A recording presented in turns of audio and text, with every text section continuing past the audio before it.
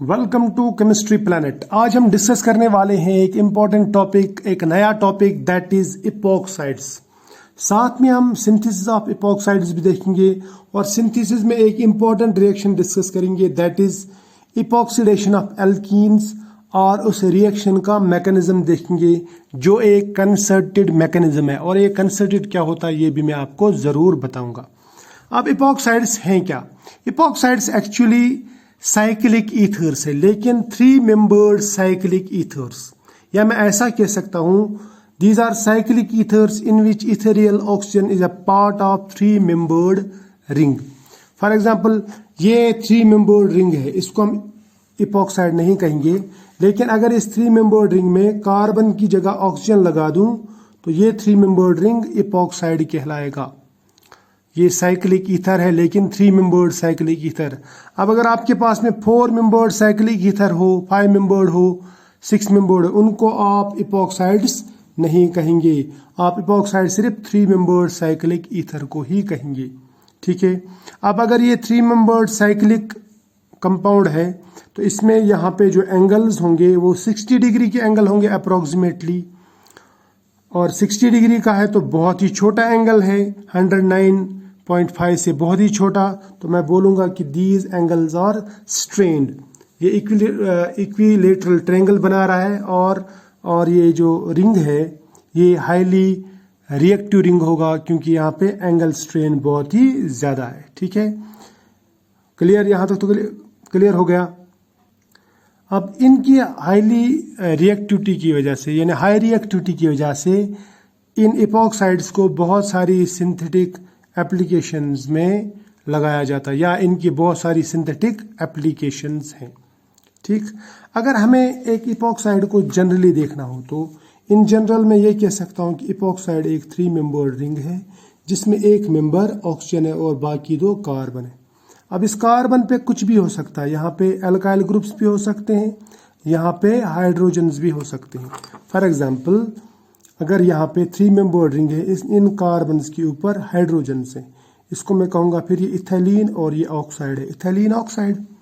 या ये carbon number 1 carbon number 2 दोनों किसके साथ जुड़े हैं? इपॉक्सी ग्रुप के साथ, ऑक्सीजन के साथ, तो मैं इनको कहूँगा 1,2 इपॉक्सी इथेन।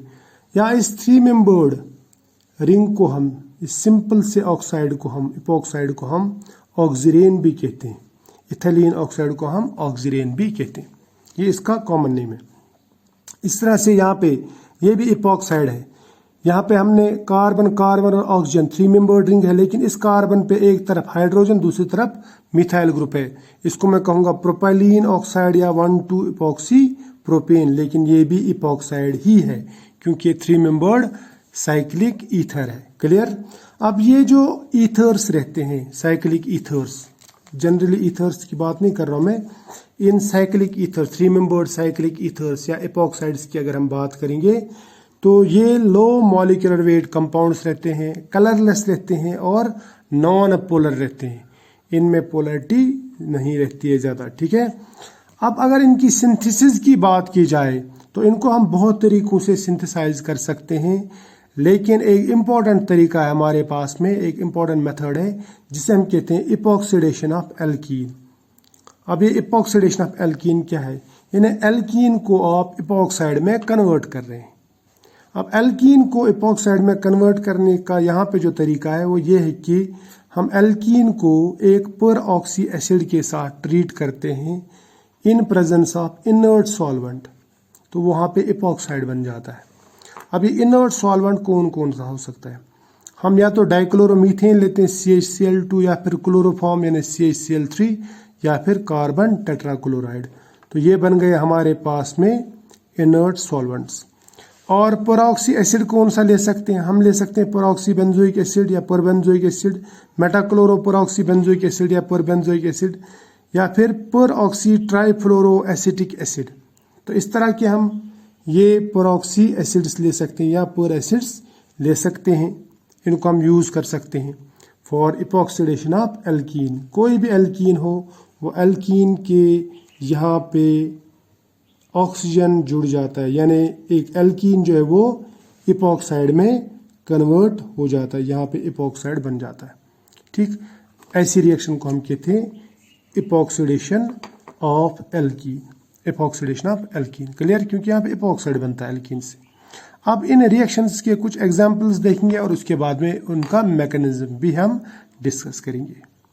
यहाँ पे एक एग्जांपल है, मैंने एक एल्कीन लिया इथेलीन, इसको पर ऑक्सी बेंजोइक एसिड या पर बेंजोइक एसिड के साथ में रिएक्ट किया in presence of solvent carbon tetrachloride. ये सॉल्वेंट है, इनर्ट सॉल्वेंट। तो यहाँ पे क्या होगा, यहाँ का ये जो ऑक्सीजन है, ये ऑक्सीजन उठ के यहाँ पे बैठ जाएगा, यानी यहाँ पे जुड़ जाएगा और ये बन जाएगा इथेलीन ऑक्साइड, या मैं बोलूँगा सिंपली इपॉक्साइड बन गया और इपॉक्सी इथेन बन गया। और यहाँ पे ये जो है ये वाला रिएजेंट, ये जो परऑक्सी एसिड था, ये सिंपल बेंजोइक एसिड में कन्वर्ट हो गया क्योंकि इसने एक ऑक्सीजन खोया, जो ऑक्सीजन यहाँ पे इंसर्ट हुआ।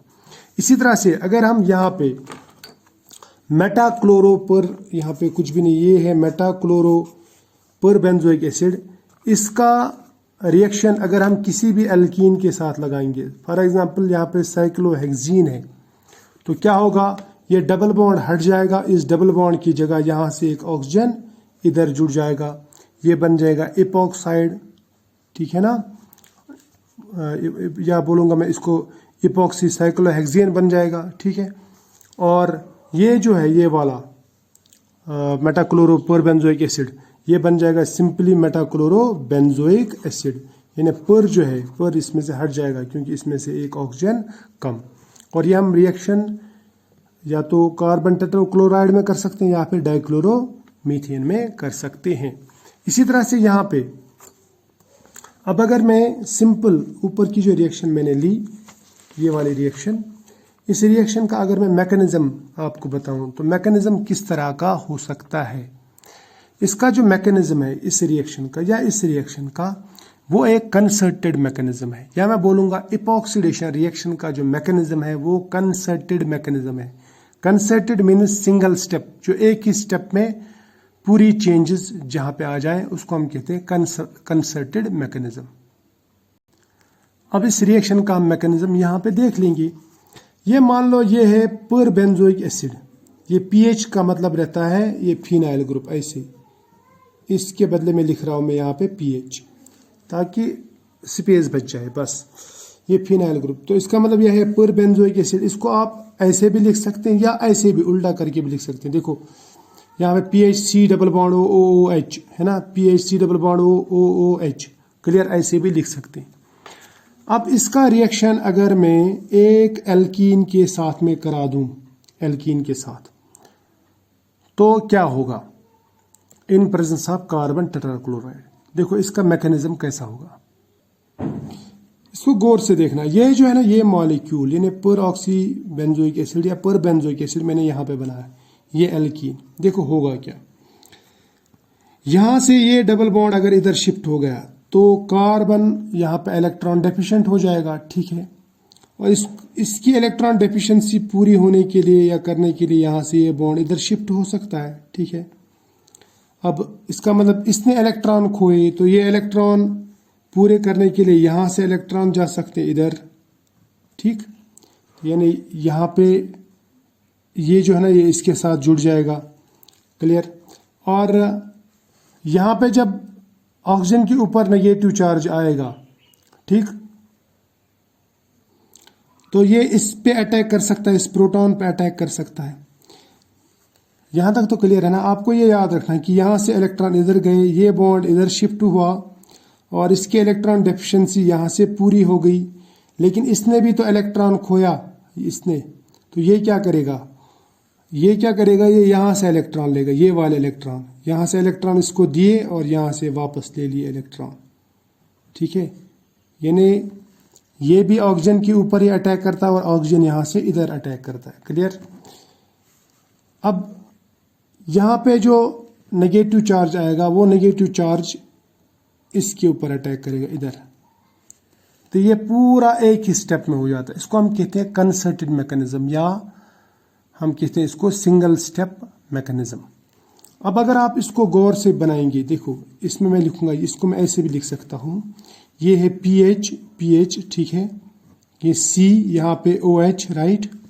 यहाँ पे ऑक्सीजन और कार्बन का पहले सिंगल बॉन्ड था, लेकिन अब ये बॉन्ड इधर शिफ्ट, तो ये डबल बॉन्ड हो गया। ठीक है, शाबाश। और इधर क्या बन गया, इधर बन गया ये CH2, डबल बॉन्ड था पहले, अब ये CH2, ये बॉन्ड तो इधर शिफ्ट होगा इधर ऑक्सीजन के साथ, और ऑक्सीजन ने इधर वापस बनाया इसके साथ बॉन्ड, तो ये बन गया इपॉक्साइड। और ये जो है ये बन गया बेंजोइक एसिड, यानी ये जो है इपॉक्साइड, ये बन गया बेंजोइक एसिड। ठीक, इसको आप ऐसे भी लिख सकते हैं, इसको आप ऐसे भी लिख सकते हैं, एक ही बात है। आप ऐसे लिखो, ऐसे लिखो, एक ही बात है। तो आई होप ये आपको समझ में आया होगा। ये बहुत ईजी है, बहुत ईजी मैकेनिज्म है। तो मिलेंगे नेक्स्ट लेक्चर में, तब तक के लिए बाय।